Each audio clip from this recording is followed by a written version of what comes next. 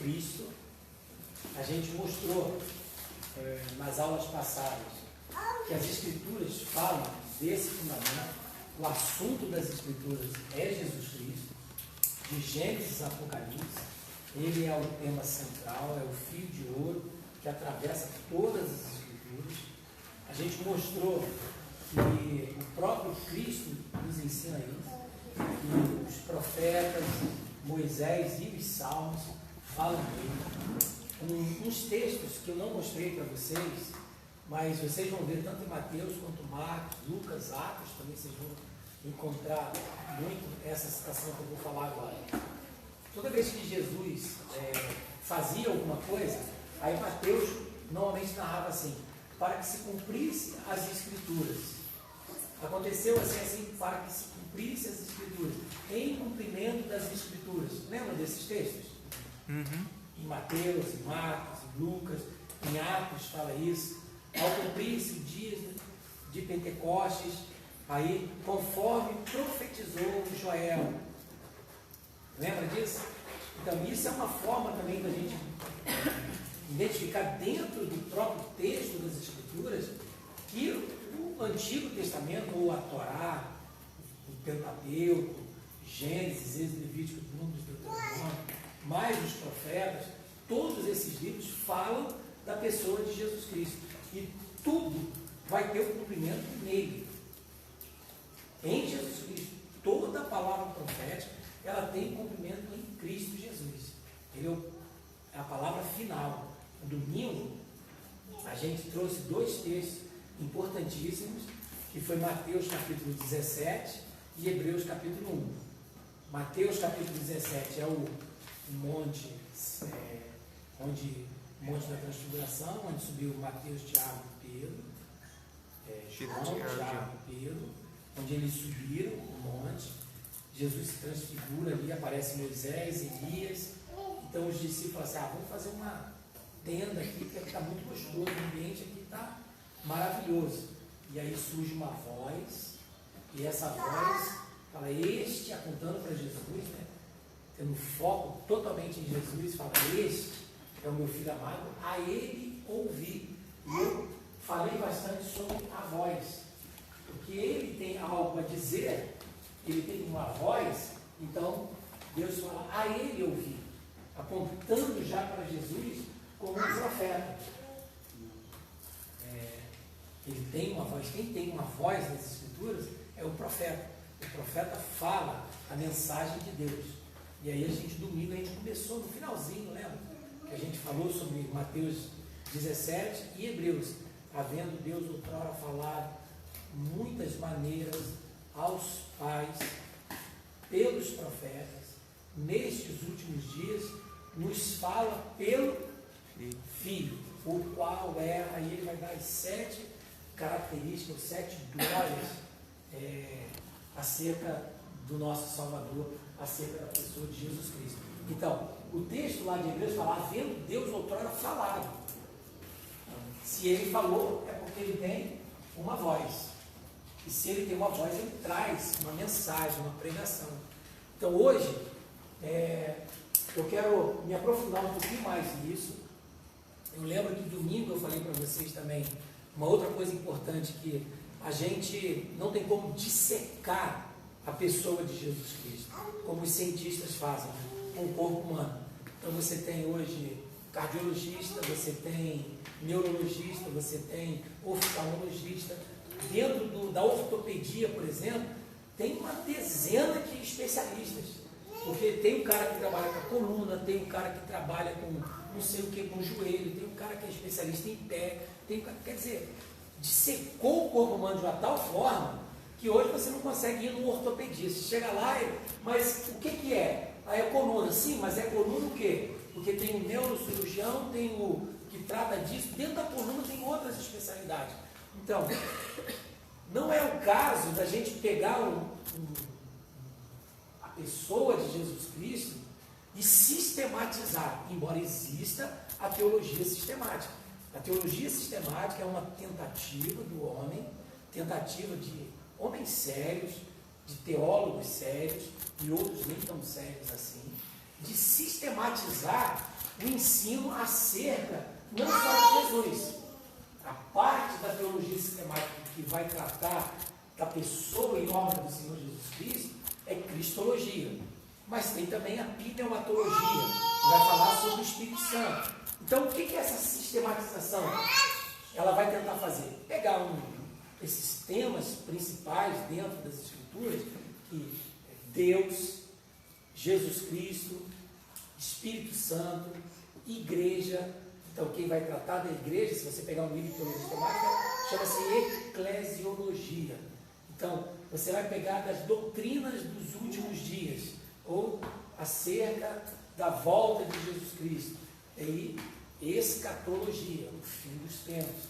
Então, cada parte dessa teologia sistemática, ela vai juntar os textos que falam acerca disso. Então, eles tentam fazer uma sistematização disso. Olha, é uma coisa boa? É muito bom. Ajuda, gente? Ajuda. Porém, ela não esgota o assunto, por exemplo, acerca de Jesus Cristo. Por quê? Porque Jesus Cristo é uma pessoa viva, está vivo hoje. Lembra que a gente leu o texto de Apocalipse e mostrou que ele anda no meio do candeeiro? Ainda hoje. Ele anda, porque ele está vivo. Ele ressuscitou. Você não tem como. Paulo vai falar das insondáveis riquezas de Cristo. São insondáveis. Agora, nós temos um conjunto de verdades, de palavras, que a gente chama de doutrina, que a gente pode ajudar a gente a enxergar uma face, um aspecto do nosso Redentor, um aspecto de Jesus Cristo.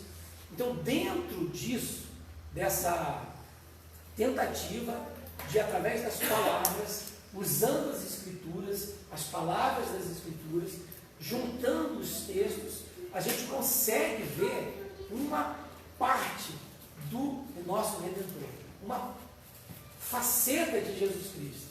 Lembra daquela coisa que colocaram 3 cegos para examinar um elefante, sem dizer para eles que é um elefante, e colocaram eles lá. Aí eles se aproximaram, um se aproximou da tromba do elefante e falou assim: nossa, parece que é uma mangueira, ele é semelhante a uma mangueira. O outro se aproximou de uma outra parte e cada um deu uma característica da parte tentando falar do todo. Ó, se você olhar para o elefante e falar que parece uma mangueira, a gente que tem a vista melhor, a gente enxerga, teoricamente ele deveria enxergar mais do que o cego. Eu acho que tem cego que enxerga melhor do que a gente que tem visão, mas teoricamente a gente deveria ter uma noção do todo, melhor do que eles. Mas só que o que a gente nota é que quando a gente está falando da pessoa de Jesus, muitas das vezes, não só de Jesus, qualquer assunto, seja ele qual for, casamento, criação de filhos, finanças, qualquer assunto, a gente tem os nossos versículos favoritos. E aquilo dali a gente tem como se fosse uma caixinha de promessa. Então, quando fala de Jesus, por exemplo, a gente pega aqueles versículos que a gente decorou na escola dominical, que tem uma afetividade com a nossa vida. Aí a gente olha para aquele texto e fala assim: Jesus para mim é tudo. O que é isso? Qual o conteúdo que tem nisso? Jesus para mim é tudo. Qual é o conteúdo? Às vezes é muito pouco, é muito pouco. O que é igreja? Aí a gente tem um versículo e outro, e a gente não consegue definir ou ter uma clareza do que é a igreja do Senhor Jesus Cristo. Por quê? Porque a gente tem alguns textos que a gente leu ou que ensinaram para a gente e a gente ficou só com aquilo ali, e aquilo ali representa um aspecto do assunto, mas não é o todo do assunto. Vocês estão entendendo o que eu quero dizer? O que eu estou querendo evitar que vocês entendam? Que ao estudarmos essa faceta de Jesus como profeta, vocês acharem que Jesus ele o profeta, define tudo que Jesus é. Não, Jesus ele não é só profeta. A gente já viu aqui que ele é Senhor. Lembra numa das aulas? A gente gastou um tempo falando sobre ele como Senhor. A gente falou que ele é Messias, ele é ungido, ele é o sumo sacerdote. Ele não é só profeta, ele é sumo sacerdote, ele é o sacerdote. Mas ele também não é só sumo sacerdote e profeta, ele é rei. São os 3 ofícios que ele tem na pessoa dele. Faz parte do que ele é. Só que, para a gente poder entender melhor essas características, então a gente está aqui tirando, é como se a gente tirasse uma foto nas páginas do Evangelho, das Escrituras, onde vão ressaltar onde ele aparece como profeta e o que ele fez como profeta. Em outra ocasião, eu quero fazer isso com ele como sacerdote. Em outra ocasião, ele como rei. Porque são os ofícios que ele exerceu e exerce até hoje. Ele é o nosso intercessor. Diz as Escrituras que ele está à destra do Pai intercedendo. Quem é que intercede nas Escrituras? O sacerdote. Diz que ele está sentado à destra do Pai. Fazendo o quê? Reinando, governando, ele é rei. E diz que ele, até hoje, através do seu corpo, tem uma mensagem. Ele prega. Qual é a pregação? É a mesma que ele pregou quando esteve nessa terra. Arrependei-vos, porque é chegado o reino de Deus. Ele faz isso através do corpo. A voz dele hoje, ela é audível através do corpo dele, que é a igreja. Então ele exerce o ministério. Nós exercemos o ministério profético de Cristo Jesus. Daí eu disse para vocês que nós não somos uma igreja profética porque profetizamos. Nós somos uma igreja profética porque o nosso fundamento é Jesus. E ele é o profeta. Ele é o mensageiro de Deus por excelência. Havendo Deus outrora falado muitas vezes, de muitas maneiras, aos pais pelos profetas. Neste último dia nos fala pelo Filho. E ele continua falando pelo Filho. Só que o Filho habita em nós. E nós somos a voz profética dele. Nós falamos como da parte de Deus, como se Deus mesmo estivesse falando. Andando naquilo que ele profetizou. E andando em cima daquilo que foi profetizado, sempre. A gente não tem uma mensagem nova. Nem ele mesmo trouxe uma mensagem nova. Ele trouxe a mensagem que foi pregada desde o início do tempo. Então, dentro disso, eu quero ressaltar esses aspectos aqui com vocês aqui. Então, Jesus, como sendo o profeta, ele traz uma missão escatológica. O que significa isso? Significa que ele é o enviado de Deus. Então, isso é uma característica muito importante de todo profeta, tanto do Antigo Testamento quanto do Novo Testamento. Nenhum profeta envia a si mesmo. Ninguém pode se autodenominar profeta. Todo profeta é um enviado de Deus. Todo profeta, ele é ungido por Deus, recebe essa autoridade de Deus. A gente vai estar falando sobre isso. Mas, agora, especificamente, ele sempre vai ser um enviado de Deus. Vocês vão ver isso, inclusive, em João Batista. O pai dele, Zacarias, recebe uma palavra. A mãe dele, recebe uma palavra. Ele seria um enviado de Deus com uma missão específica. E seria ungido para uma determinada missão. Então, dentro dessa missão escatológica, o que é uma missão escatológica? É uma missão do fim dos tempos. É quando ele aparece dizendo assim: arrependei-vos, porque o reino de Deus é chegado. É uma missão onde João Batista diz assim: olha, preparai o caminho do Senhor, porque ele está vindo, ele já está aí. É a mesma coisa. É uma missão escatológica que João Batista estava cumprindo. O que é essa missão escatológica? É uma incumbência que ele recebeu do Pai para realizar determinada coisa e falar determinada coisa. E João Batista cumpriu isso. Assim como Jeremias, Isaías, Ageu, todos os profetas do Antigo Testamento, todos eles, Moisés, como profeta, ele também executou isso. Por quê? Só que Jesus, ele recebe essa missão escatológica porque ele se tornou a última voz. Não por ser a última, teve a primeira, a segunda, a terceira, a quarta, a quinta, a sexta, agora é a última. Não, é a última porque é a definitiva. Ele é a voz. Ele se tornou o cumprimento de toda a profecia. Então ele tem nele aquela missão escatológica. Ele resume nele tudo aquilo que era, tudo aquilo que é e tudo aquilo que há de vir. Essa é a missão escatológica. Eu sou o cumprimento daquilo que foi dito hoje. E eu sou o cumprimento daquilo que vai ser realizado amanhã. Porque ele fala não só daquilo que ele fez na cruz do Calvário, mas daquilo que também ele fará no final dos tempos. Satanás hoje, ele já está subjugado, por causa da morte e ressurreição de Cristo. Todavia, a gente não vê isso. A gente vê ainda tentações, enfermidades, perseguições. A gente vê uma igreja com aparência de fraca, porque perseguida, porque enferma, porque muitos pecados, porque parece que Satanás ainda tem um domínio. E Hebreus vai dizer justamente isso, que a gente não vê ainda plenamente essa vitória de Cristo na cruz. Por que a gente não vê? Porque ele está à destra do Pai e vai realizar essa vitória completa no final dos tempos com a igreja. A igreja, juntamente com ele, vai derrotar Satanás definitivamente. Por isso que Paulo vai dizer em Romanos capítulo 16, versículo 20. O que ele fala lá? O que Paulo fala em Romanos 16, 20? Quem lembra? Abre a Bíblia. Abre a Bíblia. Abre a Bíblia. O Deus da paz, muito em breve, o que tem? Esmagará a cabeça de quem?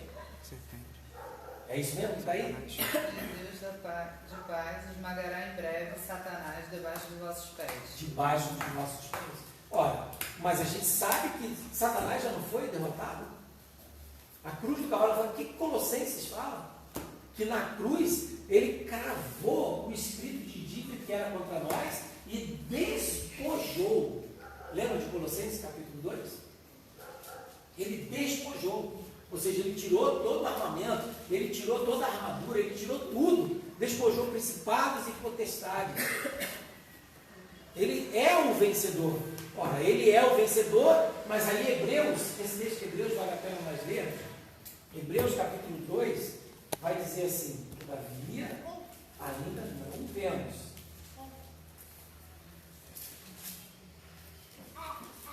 Hebreus capítulo 2, vamos ler versículo 8 em diante. Todas as coisas sujeitaste debaixo dos seus pés. Olha aí, debaixo dos seus pés. Lembra? Especialmente em Romanos 16. Ora, desde que ele sujeitou todas as coisas, nada deixou fora do seu domínio. O que está escrito aí agora? Agora, porém, ainda não vemos todas as coisas a ele sujeitas. Vemos, todavia, aquele que por um pouco, tendo sido feito menor dos anjos, Jesus, por causa do sofrimento da morte, foi coroado de glória e de honra, para que pela graça de Deus provasse a morte por todo homem. Mas agora, ainda não vemos. Ainda não vemos o quê? Todas as coisas a ele sujeitas. Mas muito em breve, todas as coisas vão estar debaixo dos nossos pés. Debaixo dos pés dele. Debaixo dos pés de Cristo significa que hoje, Jesus Cristo, ele é uma pessoa corporativa. Ele é nosso Deus, o nosso Cristo, o profeta, sacerdote, rei, o cabeça da igreja, e nós somos esse corpo. Então ele, sendo o cabeça, e nós o corpo, então esse homem corporativo, por isso que a gente fala homem corporativo, cabeça é Cristo, corpo é a igreja. Então Cristo mais a igreja, homem corporativo. Esse homem corporativo vai pisar na cabeça de Satanás e vai derrotar, definitivamente. E em 1 Coríntios capítulo 15 diz que depois que todas essas coisas acontecerem, Cristo então vai entregar tudo de volta a Deus Pai, para que ele tenha a primazia, a supremacia sobre todas as coisas. O que é o lugar dele? É a posição dele. É algo. Essa é a missão escatológica. Eu já estou falando aqui de coisas que hão de se cumprir. Então a escatologia trata do fim das últimas coisas. Então essa missão escatológica de Cristo é que ele não só vem anunciar as coisas acerca do fim, mas ele encarna nele mesmo, sendo o profeta, ele encarna essa mensagem nele. Então ele se torna a pessoa pela qual cumpre aquilo que foi dito acerca dele e realiza nele todas essas coisas que foram profetizadas acerca dele. E agora, porque ele se tornou o cabeça, ele libera um povo, liberta um povo, exalta um povo, chamado igreja, para que junto com ele nós governemos. Para que junto com ele a gente dê o toque final da história. A gente chegue no escatom de Deus, a gente chegue no cumprimento final, que é o reino de Deus, gente. O reino de Deus estabelecido. Ele governando sobre tudo e sobre todos. Então essa é a mensagem escatológica. Ele é o enviado de Deus. Eu queria ler um texto para explicar isso um pouquinho melhor para vocês. Marcos capítulo 1, versículo 12 e 13. Marcos 1, 12 e 13.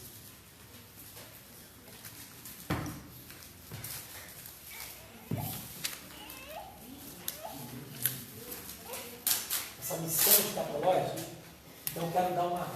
Lê para mim, por favor. Marcos 1, 12. Alguém abre Isaías 11, 6, 9 e Oséias 2, 20. 3 pessoas.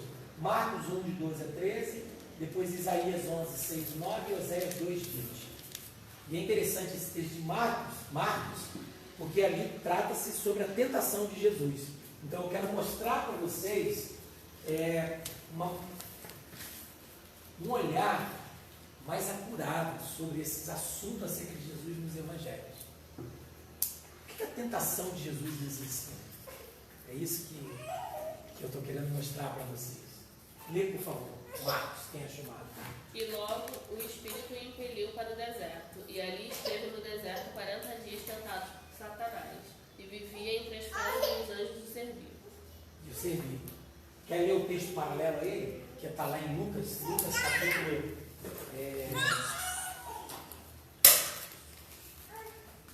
10, né? Não é, esse não é o paralelo. O paralelo é João. Lucas 4. Né? Mas eu não queria ler o texto paralelo, não. Eu queria que vocês lessem Lucas 10, versículos 17 e 20. Lucas 10, 17 e 20. Eu queria ler esse texto para vocês. Lucas 10, 17 e 20. Quem achou? E voltaram os 70 com alegria, dizendo: Senhor, pelo teu nome, até os demônios se nos sujeitam. 17 até 20. E disse-lhes: Eu via Satanás como raio cair do céu. Eis que vos dou poder para pisar serpentes e escorpiões, e toda a força do inimigo, e nada vos fará dano algum. Mas não vos alegreis, porque se vos sujeitem os espíritos, alegrai-vos antes por estar o vosso nome escrito nos céus. Vocês veem a ligação de Cristo com a igreja? Vocês veem o que acontece com Jesus em Marcos capítulo 1, quando ele vai ser tentado por Satanás. Ali diz que ele ficou ali, foi tentado por Satanás, ele estava com as feras, os anjos o serviam, e ele foi vitorioso em tudo, em todas aquelas tentações. Se a gente ler o texto paralelo aí sim de Mateus, ou até mesmo de Lucas ou de João, todos os textos paralelos, o de Mateus é mais claro, vai mostrar as tentações, inclusive, transforma essa pedra em pão. Lembra, lança-te daqui, que ele dará ordem para que os anjos venham e sustenham, você não vai... Se você prostrado me adorar, eu vou te dar todas essas coisas. E diz que Jesus responde ele na questão do pão, da pedra em pão. Ele fala assim, olha, nem só de pão para o homem, mas de toda a palavra que está. E Jesus sempre respondeu para ele, está escrito, sai daqui, Satanás, porque está escrito, está escrito, está escrito. E ele está mostrando para Satanás que a obediência dele estava única e exclusivamente voltada para Deus. Ele não iria fazer nada por causa dele mesmo. Então, isso é que eu quero trazer para vocês. Quando a gente olha a tentação de Jesus, a gente não só vê esse aspecto dele sendo vencedor porque ele foi levado no deserto para ser tentado, mas ele foi levado ao deserto para que ele pudesse mostrar para Satanás qual era a missão escatológica dele. Se ele estaria preocupado... Cara, professor, quem é aquele ali, ó? Pastor Landa, ele voa. Olha a unção que ele tem. Cara, imagina eu dando um rasante assim, ó. Pedra transforma em pão. Coisas espetaculares. Coisas espetaculares. Porque iria chamar a atenção para mim mesmo. Jesus estava ali dizendo para Satanás, naquela tentação, que eu não chamo a atenção para mim. Eu quero chamar a atenção para aquele que me enviou. Então ele diz todo o tempo que ele veio aqui nessa terra para fazer a vontade do Pai. Ele não tinha outro ensinamento, porque o que ele ensinava ele tinha ouvido do Pai. Ele veio para revelar o Pai. Ele não veio para falar dele. Ele veio para revelar a nós quem era o Pai e o que o Pai estava fazendo na pessoa dele e através da pessoa dele. Então essa era a tentação. Então por causa disso, por causa da vitória dele ali na tentação, ele se torna, em primeiro lugar, o vencedor de Satã. Ele vence. Ele mostrou para Satanás, porque qual é a derrota do homem, gente? Qual foi a derrota do homem? E lembre-se que Jesus veio como homem. A derrota do homem está lá em Gênesis. Foi ele querer ser igual a Deus. E Jesus se recusou. Ele falou para Satanás, falou assim, olha, eu estou aqui para fazer a vontade de Deus. Eu não quero fazer nada que seja a minha vontade. Então ele vence. Ele se torna, vai ser restaurado pelo Senhor. Então a primeira coisa, o príncipe deste mundo nada tem em mim. Eu já o venci. Então Satanás, você não tem parte comigo.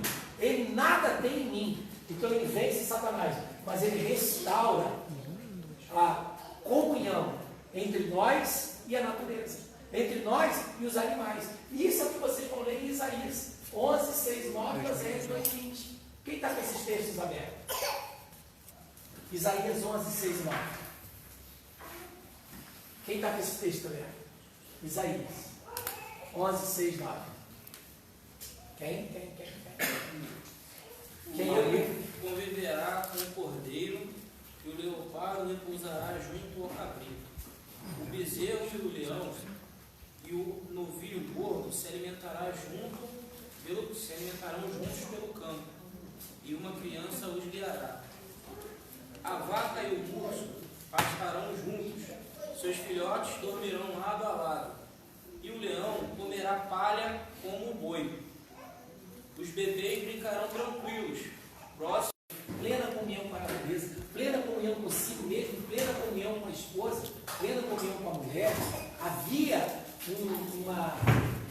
um ambiente de verdadeira relacionamento, de verdadeira vida, de harmonia, de beleza. Era um paraíso. Isso perde por causa do pecado. Imediatamente quando o homem peca, ele perde essa capacidade de dominar sobre, por exemplo, a natureza, sobre os animais.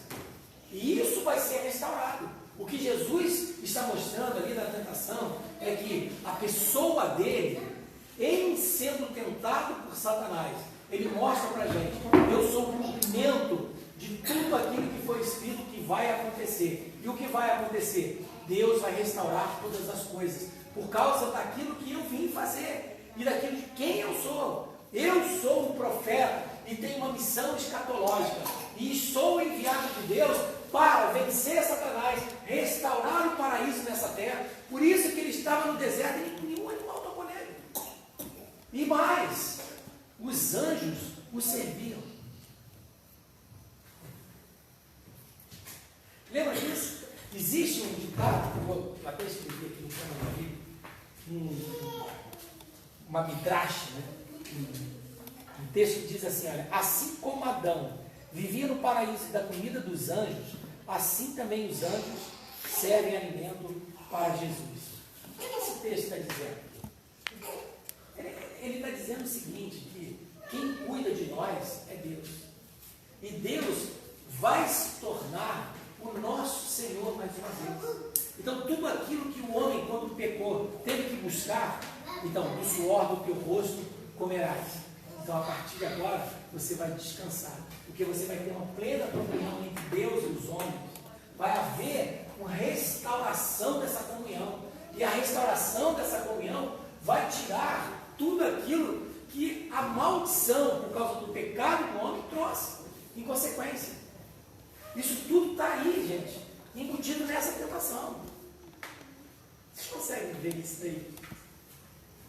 Isso é uma coisa maravilhosa. Não é simplesmente uma tentação. Jesus não foi sofrer uma tentação, mas é uma provação. Ele estava sendo provado na sua missão.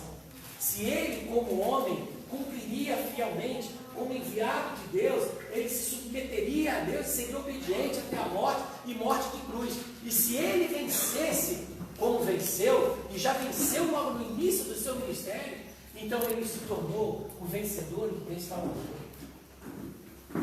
Então, como profeta, ele não simplesmente tem uma mensagem, ele não simplesmente tem uma voz, não simplesmente tem uma missão, mas ele é a concretização de tudo isso na vida dele, na pessoa dele. Está difícil de entender? Está difícil de entender? Tá não? Estão entendendo? Como profeta, a gente precisa entender quem são os profetas. E a Bíblia é muito clara. Ela diz que são os homens visitados pelo Espírito Santo que recebiam de Deus uma vocação. Recebiam de Deus algo a realizar. Eles tinham essa missão.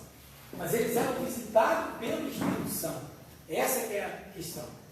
E vocês vão ver isso em todos os profetas do Antigo Testamento. Vocês vão ver isso, eles recebendo esse Espírito Santo e começando a profetizar. E aí, são vários textos, vocês podem procurar. Mas eu quero ler um texto com vocês, que vocês vão ficar assim, vocês amam as Escrituras, eu fico empolgado com isso. Mas quando você pega o batismo de Jesus, Marcos 1, de 9 a 11, um pouquinho acima do que a gente leu, vocês vão ver que é o batismo de Jesus. Mas ali, ele se torna um ungido. É ali naquele momento que ele se torna um profeta. É ali naquele momento que ele se torna um comissionado. É ali naquele momento que ele recebe a vocação dele. Porque ali naquele momento ele foi visitado pelo Espírito Santo. Então leia só, do 9 até o 11. Marcos. Naqueles dias. Aconteceu naqueles dias que chegou Jesus, vindo de Nazaré, da Galiléia, e foi batizado por João no Rio Jordão.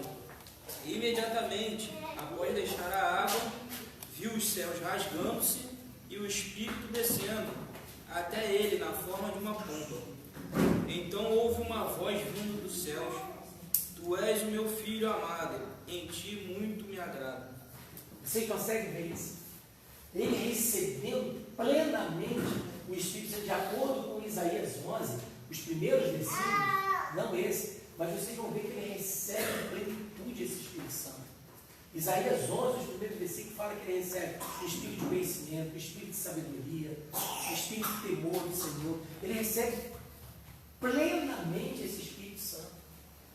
Ele se torna o ungido, o Messias, porque ele é o cumprimento dessa profecia de Isaías 11. Então, porque ele recebe essa unção derramada sobre ele no batismo, no início do ministério dele, então ele está sendo apresentado para o povo de Israel como um profeta definitivo e testificado, não simplesmente por qualquer pessoa, mas pelo próprio Pai. A mesma voz que posteriormente em Mateus 17, no Monte da Transfiguração, vai dizer: Este é o meu Filho amado, em quem eu tenho todo o meu prazer, em quem me compraz. A ele ouvi. Nesse texto, essa voz surge, o céu se abre, o Espírito desce sobre ele, então ele se torna o ungido, portanto o profeta, não só o profeta, mas o Messias, ungido é Messias, o Cristo. Mas como profeta, ele tinha que receber essa unção também, e ele já recebe no início do ministério dele, porque no início do ministério dele, ele se torna a voz profética dos últimos dias. Ele recebe plenamente o Espírito Santo, ele é cheio do Espírito Santo, ele recebe essa plenitude do Espírito Santo E a partir daí, ele tem de Deus, ele recebe de Deus a sua vocação. E a vocação dele se torna uma inspiração profética. Ele recebe o Espírito Santo. Os profetas do passado, eles diziam assim, olha, peso de Deus, carga de Deus. Lembra que os profetas começavam assim no Antigo Testamento? Peso de Deus, uma carga de Deus. Então Jesus Cristo, quando recebe essa plenitude do Espírito Santo, ele recebe esse peso, essa carga. Mas esse peso e essa carga não é simplesmente aquilo que ele falaria. Porque vocês vão ver mais abaixo que ele não vai ser simplesmente alguém que traz uma mensagem, mas ele é alguém que encarna a sua mensagem. A vida dele se torna a mensagem dele. A mensagem dele é a vida dele. Não há ministério sem vida. E não há vida sem ministério. Jesus é o cumprimento de tudo isso. Porque ele recebeu plenamente o Espírito Santo. O Espírito dele foi cheio do Espírito de Deus. Então ele tinha uma carga, um encargo acerca disso. Então, isso nós vamos ver em Isaías 42:1 e Salmo 2:7. Vai ser cumprimento específico disso, gente. Isaías 42:1 e depois Salmo 2:7. Especialmente Isaías 42:1. O que está escrito aí? Eis aqui o meu servo, a quem sustento, o meu eleito, em quem se compraz a minha alma. Pus o meu espírito sobre ele, juízo produzirá entre os gentios. Olha só. Pus o meu espírito sobre ele. Cumprimento, gente. O batismo dele é o cumprimento de Salmo 2:7. Quem abriu? O rei proclama o decreto do Senhor. 2:7. Salmos 2:7. Meio diferente. Não, mas... O rei proclama o decreto do Senhor. O Senhor me disse: você é meu filho. Hoje eu o gerei. Hoje eu gerei. O que ele está dizendo? Esse homem, visitado pelo Espírito Santo, se torna o meu eleito. Se torna a pessoa acerca da qual tudo aquilo que foi profetizado iria se cumprir. Ele é o homem. A Bíblia, Paulo vai explicar isso de uma maneira muito... Ele fala que existe o primeiro Adão e o último Adão. Existe o primeiro homem e o segundo homem. Isso é importantíssimo, gente. Porque qual é a grande diferença? O primeiro Adão, ele peca. Ele se torna desobediente e traz toda uma consequência para a humanidade. Mas existe um último Adão. Quem é esse último Adão? É Jesus. Por que ele é o último Adão? Porque como Adão, como homem encarnado, verdadeiro homem, ele obedeceu a Deus sobremaneira. Ele obedeceu tudo, até a morte e morte de cruz. Por isso ele ressuscitou. E quando ele se ressuscita, então agora a humanidade passa a ter dois homens. Aqueles que são nascidos em Adão e aqueles que são nascidos em Cristo. Então você pode ser da descendência de Adão ou da descendência de Cristo. Da descendência do desobediente, daí você é um filho de Adão, pecador, e tem o juízo de Deus sobre a tua vida. Ou você é descendente de Cristo, portanto, filho de Deus, e tem a misericórdia estampada na tua vida. Graça e misericórdia dele no teu coração. E tem o favor de Deus. Vocês entendem isso? Entendem isso? Ele se tornou o grande ungido, ou ungido, que através dele nós temos a vida. Essa era a inspiração profética, o peso profético, a carga profética. Eu vim e sei o que eu vim fazer. Eu vim aqui não simplesmente para pregar uma boa palavra, para ter uma boa palavra, mas eu vim encarnar isso, para que todos possam ter vida em meu nome. Isso é o mistério dele.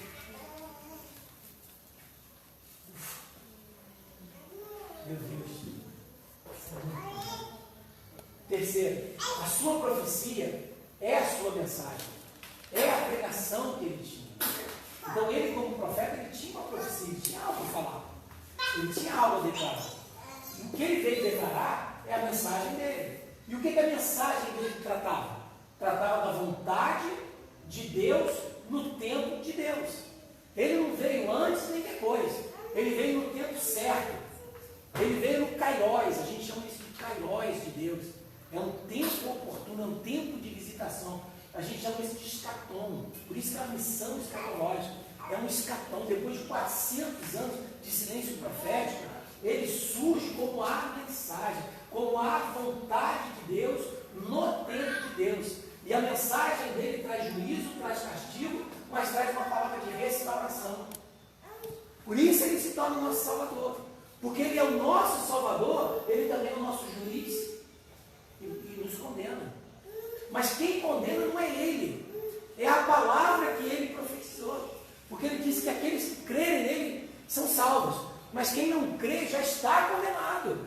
Condenado por quê? Porque ele é a voz de Deus, ele é a mensagem, ele é a pregação, ele é boas novas de Deus, ele vem trazer a vontade de Deus no tempo de Deus, para que o homem não caia no juízo no castigo de Deus e encontre nele vida.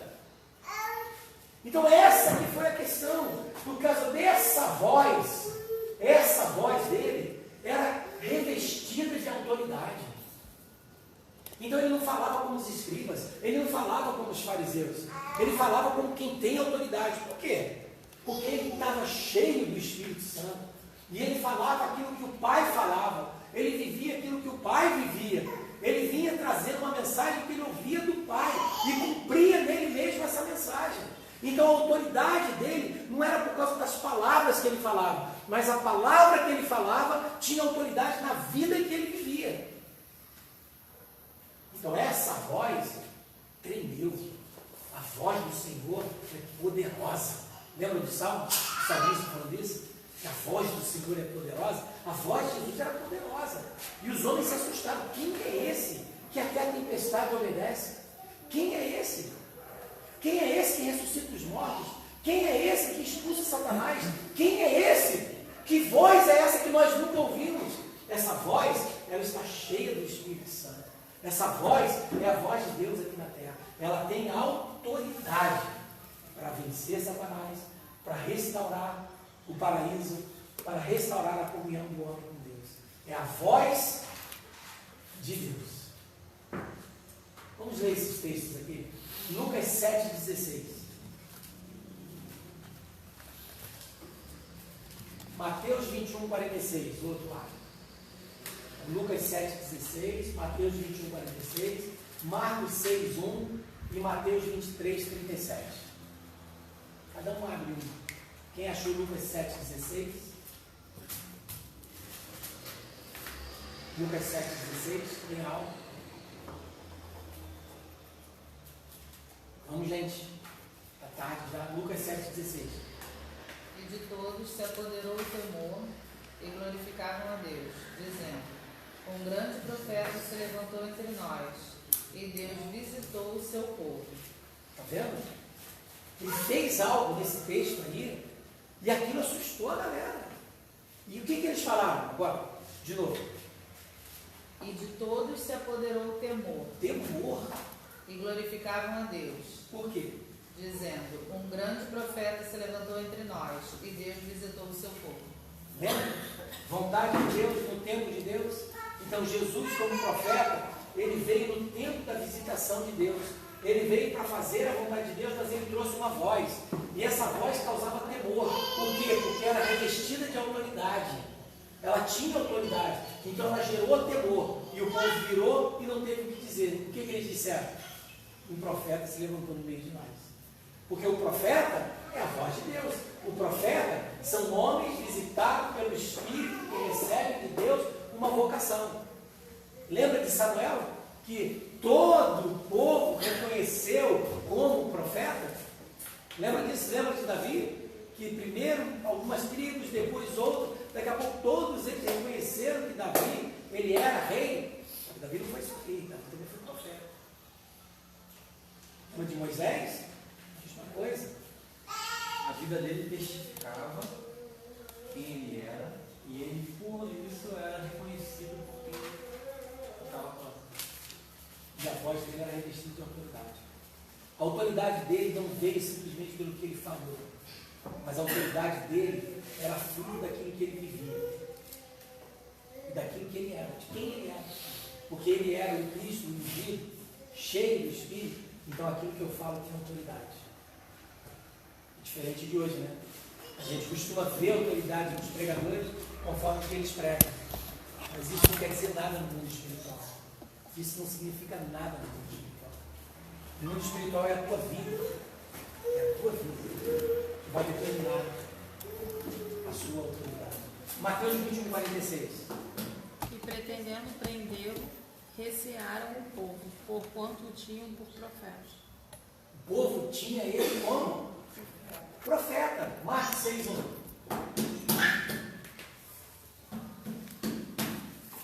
E Mateus 23:37. Marcos 6:1, Mateus 23:37. Jesus deixou essa região e voltou com seus discípulos para Nazaré, cidade onde tinha morado. 6:1. Marcos. 6:1. Continua lendo mais um pouco. No sábado seguinte, começou a ensinar na sinagoga e muitos dos que o ouviam se admiraram e perguntavam: de onde vem tanta sabedoria e poder para realizar esses milagres? Não é esse o carpinteiro, filho de Maria, irmão de Tiago, José, Judas e Simão? Suas irmãs moram aqui com nós e sentiam-se muito felizes. Você está vendo o que acontece? Uma pessoa, filho de José e Maria, os irmãos deles estavam ali, ele se apresenta com autoridade, a voz dele traz uma autoridade. Aí as pessoas começam: como é que ele fala com essa autoridade toda, com esse poder? Quem deu essa autoridade, esse poder? Esse aí não é filho de José? Não é filho de Maria? Os irmãos dele estão aqui. Aí eles ficaram ofendidos. Ora, essa é a característica suprema de um profeta. Vocês vão ver que a marca do profeta sempre vai ser essa: o martírio. A palavra testemunha significa mártires. Nós somos chamados para sermos testemunhas. Por quê? Porque o que nós carregamos em nós vai ser uma ofensa para o mundo. Eles se ofenderam. Por quê? Porque o filho de José e da Maria estava trazendo uma mensagem com autoridade. E essa mensagem, ela vai trazer a necessidade, ela vai exigir uma decisão definitiva.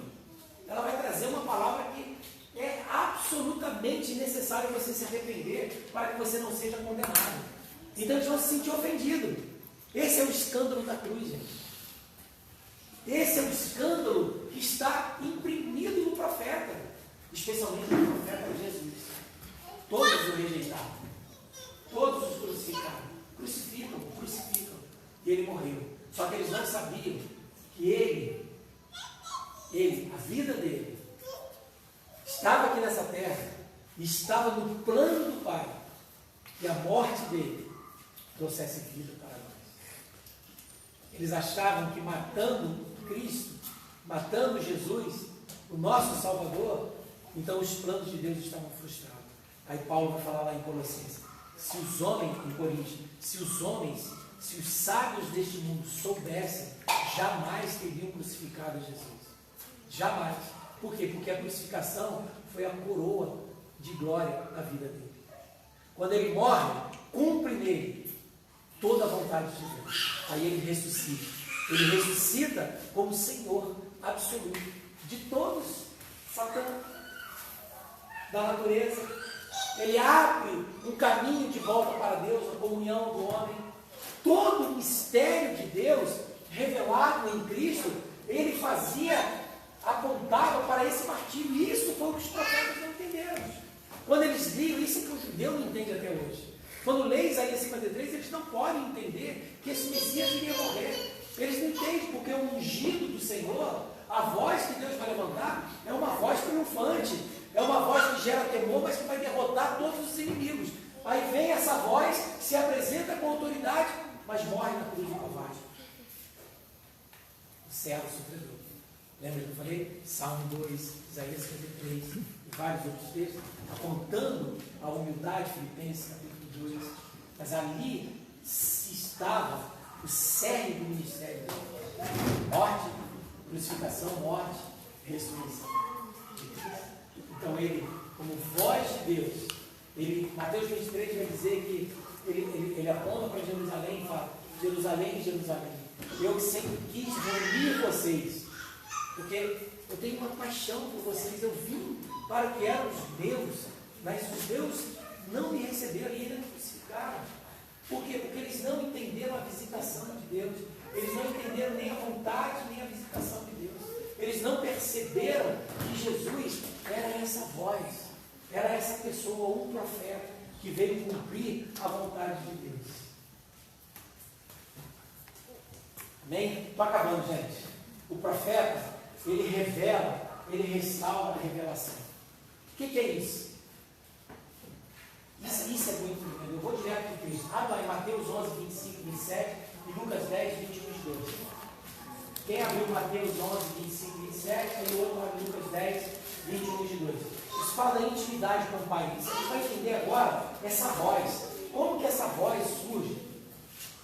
E que voz é essa? Mateus 11, 25 e 27. Quem achou pode ler, por favor. Naquele tempo, respondendo Jesus, disse: Graças te dou, ó Pai, Senhor do céu e da terra, que ocultaste essas coisas aos sábios, instruindo e as revelaste aos pequeninos. Sim, ó Pai, porque assim te aprouve. Todas as coisas me foram entregues por meu Pai, e ninguém conhece o Filho senão o Pai. E ninguém conhece o Pai, senão o Filho, e aquele a quem o Filho quiser revelar. Lucas, capítulo 10, 21 e 22. A gente lê junto esses textos. Lucas 10, 21 e 22. Rapidamente. Naquela mesma hora se alegrou Jesus no Espírito Santo e disse: Graças te dou, ó Pai, Senhor do céu e da terra, que escondeste estas coisas aos sábios e inteligentes e revelaste às criancinhas. Assim é, ó Pai, porque assim te aprouve. 22. Então, 22. Tudo por meu Pai me foi entregue, e ninguém conhece quem é o Filho senão o Pai, nem quem é o Pai senão o Filho, e aquele a quem o Filho quiser revelar. E aquele... O que esse texto está dizendo? Uma tradução melhor para esse versículo 27 diz assim: Meu Pai me transmitiu toda a revelação. E como só um pai conhece realmente o seu filho, assim também só um filho conhece realmente seu pai. Isso é a curva, né? Deixa eu tentar explicar isso para vocês. O que esse texto está dizendo? Ele está falando assim: olha, graças te dou, Pai, que tu ocultaste essas coisas dos sábios, entendiste, revelaste aos pequenininhos. Aí daqui a pouco ele vai lá no versículo 27 e fala assim: olha, foi do seu agrado que fosse assim, revelar aos pequeninos. Agora, quem é esse pequenino? Ele vai falar: tudo me foi entregue por meu Pai. Ninguém conhece o Filho senão o Pai. O que ele está dizendo aqui é o seguinte: somente quem conhece intimamente realmente o Pai é o Filho. E quem conhece intimamente realmente o Filho é o Pai. Então somente quem tem, agora presta atenção, somente quem tem uma filiação pode entender o Pai. Quem é filho entende o Pai. E quem tem uma paternidade entende o Filho. Então ele está falando de uma comunhão. Como eu sou filho do meu Pai, e como meu Pai, Ele é aquele que tem intimidade comigo, porque eu sou filho, então eu tenho a intimidade do meu Pai, conheço a intimidade do meu Pai, e meu Pai conhece a minha intimidade, o meu Pai me conhece, então eu tenho uma revelação, porque eu vivo intimamente com o meu Pai, porque eu e o Pai somos um. Então, porque nós dois temos esse nível de intimidade, então eu tenho uma palavra para trazer para vocês. Qual é a palavra? É a revelação. Eu tenho uma intimidade com o Pai que eu posso revelar e restaurar uma revelação. Então, só traz revelação para a igreja, só traz revelação como profeta aquele que tem essa intimidade com o Pai, aquele que tem uma intimidade com o Abba. E ele chamava Deus de Abba, papai, paizinho. Eu tenho uma tal intimidade com ele. Em outras palavras, meu Pai me transmitiu toda a revelação. E como só um pai conhece realmente o seu filho, assim também só um filho conhece realmente o seu pai. E porque nós temos esse nível de comunhão, então eu tenho uma revelação para trazer para vocês. Eu tenho uma voz. Dentro dessa voz, ela restaura e revela aquilo que é a vontade do Pai. Então, a autoridade dele não estava simplesmente porque ele estava cheio do Espírito. A autoridade dele não estava simplesmente porque ele era enviado do Pai. Mas a autoridade dele estava porque ele era enviado de Deus, ungido de Deus, recebeu uma mensagem de Deus com autoridade, mas era tudo baseado na intimidade que ele tinha com o Pai. Ele era filho. E como filho ele conhecia o Pai. E o Pai conhecia o Filho. E essa intimidade pôde ele revelar para nós quem é o Pai. Ora, se vocês quiserem saber quem é o Nani, vocês devem perguntar para o meu filho Eric. Vocês devem perguntar para a minha esposa. Vocês devem perguntar para aqueles que têm intimidade comigo. Porque eu posso ter uma imagem de mim mesmo que não condiz com a realidade. Mas Jesus ele nunca se enganou da identidade dele. Porque a identidade dele foi formada na intimidade com o Pai. Por isso que Salmo 36 fala que na tua luz temos a luz. E a gente só vai ter luz daquilo que nós somos na pessoa de Cristo. Se você se comparar com ela e você com ela, vocês duas vão chegar numa deformidade daquilo que vocês são na realidade. Porque nem você é modelo para ela, nem ela é modelo para você. Mas quando a gente olha para Jesus Cristo, Ele é a nossa imagem e nossa semelhança. É nele que nós temos que olhar e buscar nele aquilo que nós somos, quem nós somos, a nossa identidade. Está entendendo isso?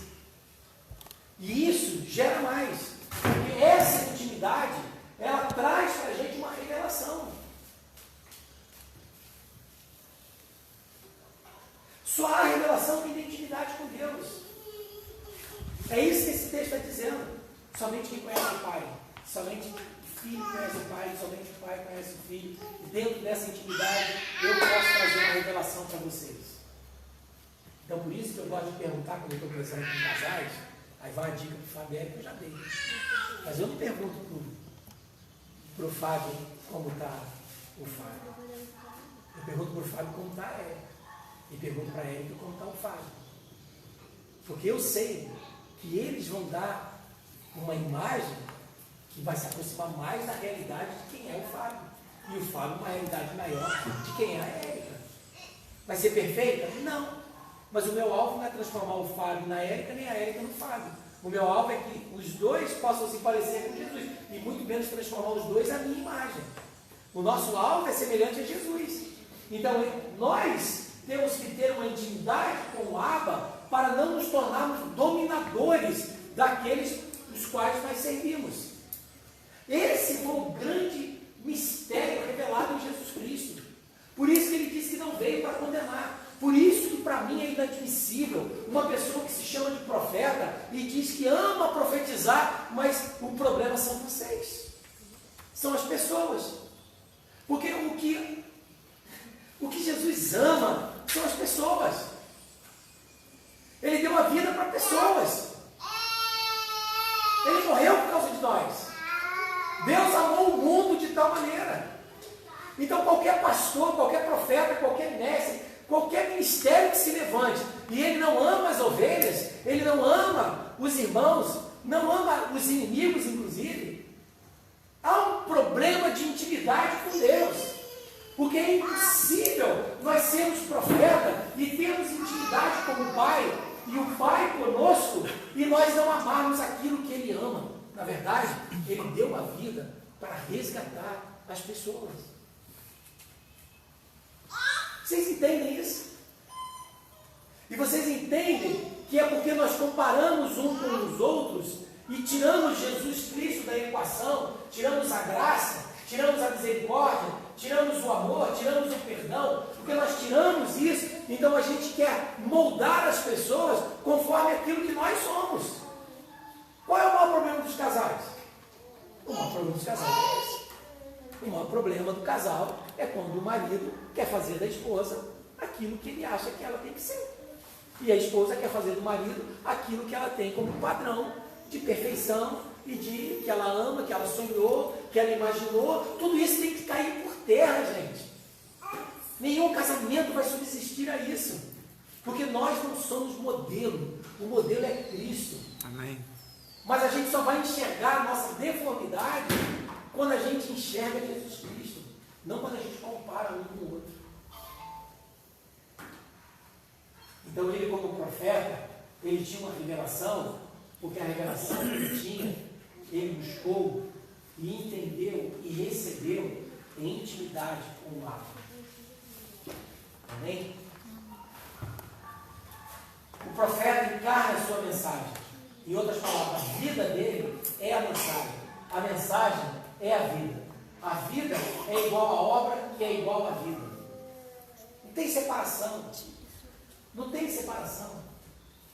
E o fruto disso, por que ele se encarna, porque a mensagem dele é a vida dele, então o fruto disso é um só, a morte.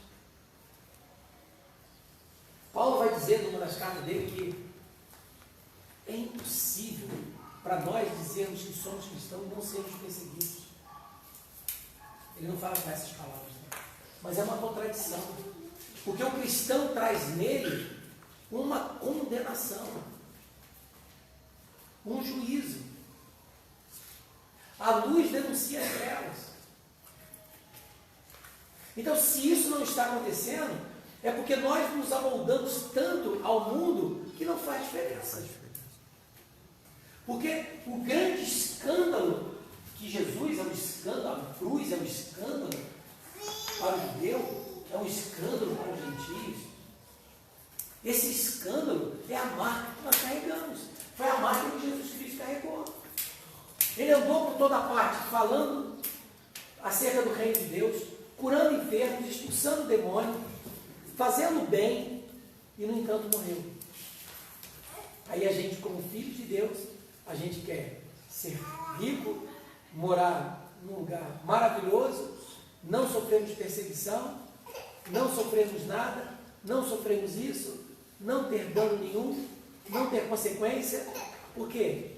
Por quê?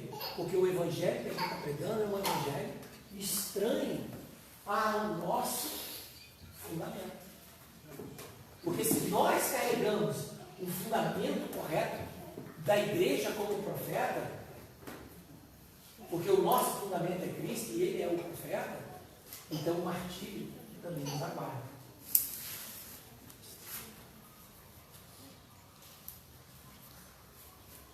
Vocês conseguem captar a gravidade disso? Não vou falar muito disso. A mensagem que o profeta carrega: preparar por sua mensagem o povo para a vinda do reino de Deus. Por causa disso, o arrependimento é absoluto e exige uma decisão definitiva. Jesus veio pregar uma única coisa. Os apóstolos vieram pregar uma única coisa. João Batista veio pregar uma única coisa. Os profetas falaram acerca de uma única coisa: o teu Deus reina. O reino de Deus é chegado. Arrependei-vos, porque o reino de Deus é chegado. João Batista pregou o reino. Paulo pregou o reino. Filipe pregou o reino. Jesus pregou o reino. Por que a igreja hoje não prega o reino de Deus? Por que o evangelho que nós pregamos é um evangelho da graça barata? Por que o evangelho que nós pregamos não é o mesmo que os apóstolos pregaram?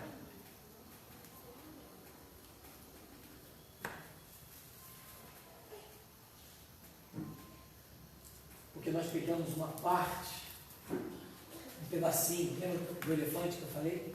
Tocar a tromba, é uma mangueira, mas a gente não viu tudo.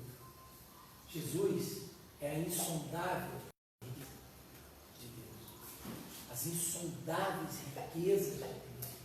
Jesus, na verdade, Jesus ele é um mistério de Deus que esteve oculto por séculos, mas foi revelado a nós. Ele mesmo se revelou a nós. Por causa dessa intimidade que ele tinha com o Pai, ele falava: eu e o Pai somos um. Eu sou ungido, eu sou o profeta, eu sou o sacerdote, eu sou o rei. A mensagem que eu trago para vocês é que o reino de Deus está vindo. É chegado o reino de Deus. A pessoa dele inaugura esse tempo.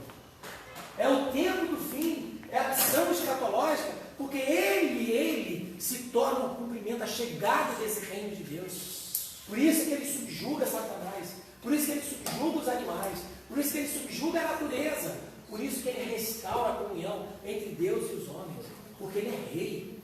E o que ele vem trazer para nós é o reino de Deus. Mas, por ora, o reino de Deus está dentro de nós.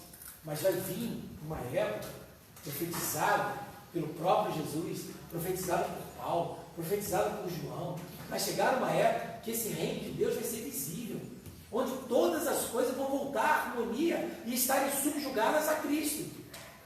E diz mais as Escrituras que a igreja vai reinar com ele. Nem todos vão reinar com Cristo, mas a igreja vai reinar com ele. Isso é um mistério. Então o Evangelho do Reino, ele exige um arrependimento absoluto. O que é arrependimento? É muito mais do que a gente estar indo por um caminho e voltar. Vai além disso, gente. Arrependimento fala de uma mudança de mentalidade, uma forma de pensar, uma maneira de ver as coisas que estava errada. A gente pode ser muito religioso nisso e achar que nós já temos Jesus Cristo. Esse foi o problema dos fariseus. Eles tinham as Escrituras na mão, eles caminhavam ao lado de Jesus Cristo, negando Jesus Cristo. Quem é esse? A gente pode estar com as Escrituras abertas e estarmos redondamente enganados, porque não passamos por um arrependimento. A nossa maneira de pensar, ela não foi absolutamente mudada. A gente acha que se converter, deixar de falar palavrão, deixar de beber, deixar de trair a mulher, e acha que isso é conversão. Muito além disso. Envolve isso, mas é muito além disso. É uma mudança de mentalidade. Absolutamente. A começar de enxergarmos quem é o Senhor Jesus Cristo. Por isso que nesses dias eu tenho falado com vocês do nosso fundamento, que é Cristo. Toda a nossa vida se resume em Cristo. Cristo em vós é a esperança da glória. Nós vamos dar uma pausa aqui, precisamos parar, mas eu ainda quero tratar com vocês Jesus Cristo como nosso sacerdote, sumo sacerdote, Jesus Cristo como nosso rei, para que vocês, junto comigo, para que nós possamos ganhar uma revelação dessas insondáveis riquezas do nosso Salvador, para que olhando para Ele, a gente possa ser iluminado. Olhando para Ele, sereis iluminados, diz o Salmo. Olhando para Ele quem? Para Jesus. Então toda vez que você está em crise, toda vez que você está com problema, você precisa retornar para Cristo. A única esperança para nós é voltarmos para Cristo. Não tente dar um jeito, não tem como dar jeito. O que nós precisamos é de uma nova visão, uma visão fresca, uma revelação fresca do nosso Redentor, da pessoa do Senhor Jesus. Amém? Que o Espírito Santo possa trazer iluminação desse grandioso profeta, que é o nosso Senhor Jesus Cristo. É a voz, é a mensagem, mas é a própria vida. Ele encarna aquilo que ele prega. E por causa disso, ele é o vencedor. Nosso Salvador. Amém? Amém. Amém? Glória a Deus. Aleluia.